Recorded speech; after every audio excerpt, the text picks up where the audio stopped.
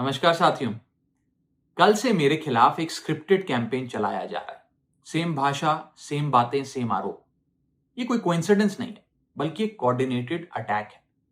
पहले मैंने सोचा कि मुझे इसका जवाब नहीं देना चाहिए। फिर लगा कि कहीं एक झूठ को 100 बार बोला जाए तो कुछ लोग मान ना लें। इसलिए मैंने सोचा कि जवाब दूं।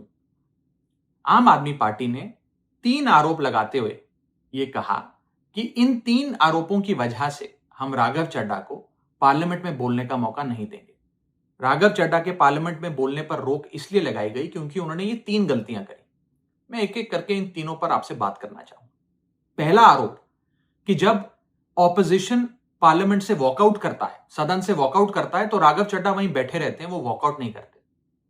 ये सरासर झूठ है, सफेद झूठ। मैं चुनौती देता हूं, एक इंस्टेंस, एक दिन ऐसा बताइए जब ऑपोजिशन ने वॉकआउट किया हो और मैंने उनका साथ ना दिया हो, मैं साथ में वॉकआउट नहीं किया हो।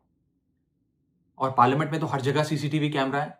आप सीसीटीवी कैमरा निकाल कर दिखा दीजिए, दूध का दूध और पानी का पानी हो जाएगा।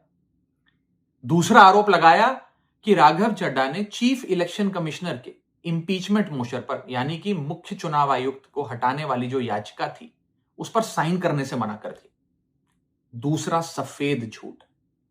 ना मुझे आम आदमी पार्टी के किसी भी नेता ने इस मोशन पर साइन करने के लिए कहा, ना औपचारिक तौर पर कहा, ना अनौपचारिक तौर पर कहा। और आम आदमी पार्टी के राज्यसभा में कुल 10 सांसद हैं, जिनमें से 6 या 7 सांसदों ने इस मोशन पर खुद ही साइन नहीं किया। तो भला इसमें मेरी क्या गलती? खाली सारा दोष मुझ पर ही क्यों मढ़ा जा रहा है? और इस मोशन के लिए राज्यसभा में कुल 50 सिग्नेचर चाहिए होते हैं, यानी कि 105 विपक्षी सांसदों में से मात्र 50 सिग्नेचर से ये याचिका पूरी हो जाती। तो इतना शोर क्यों? और तीसरा आरोप जो मुझ पर लगाया गया वो ये था कि राघव चड्ढा डर गए हैं और इसलिए वो बेकार मुद्दे उठाते हैं।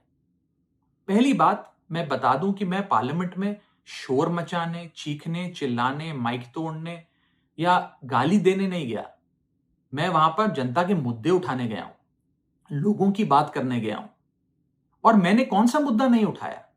मैंने जीएसटी से लेकर इनकम टैक्स की बात करी, पंजाब के पानी से लेकर दिल्ली की हवा का मुद्दा उठाया, हमारे सरकारी स्कूलों की हालत से लेकर कैसे पब्लिक हेल्थ केयर इंस्टीट्यूशंस को मजबूत किया जाए, इंडियन रेलवेज में जो पैसेंजर्स ट्रैवल करते हैं उनकी समस्याएं रखी, यहां तक कि मेंस्ट्रुअल हेल्थ, एक ऐसा मुद्दा जिसके बारे में लोग बात करने से कतराते हैं, वो बातें तक रखी। बेरोजगारी से लेकर महंगाई तक तमाम मुद्दे उठाए। आप मेरे 4 साल का पार्लियामेंट का ट्रैक रिकॉर्ड उठाकर देख लीजिए। और मैं पार्लियामेंट में इंपैक्ट क्रिएट करने गया हूं, मैं पार्लियामेंट में रकस क्रिएट करने नहीं गया। ये टैक्स पेयर के पैसे से जो पार्लियामेंट चलती है, उस टैक्स पेयर के मुद्दे उठाने में पार्लियामेंट में गया हूं।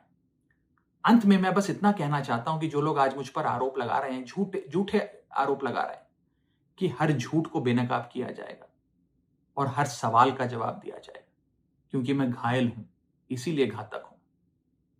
जय हिंद।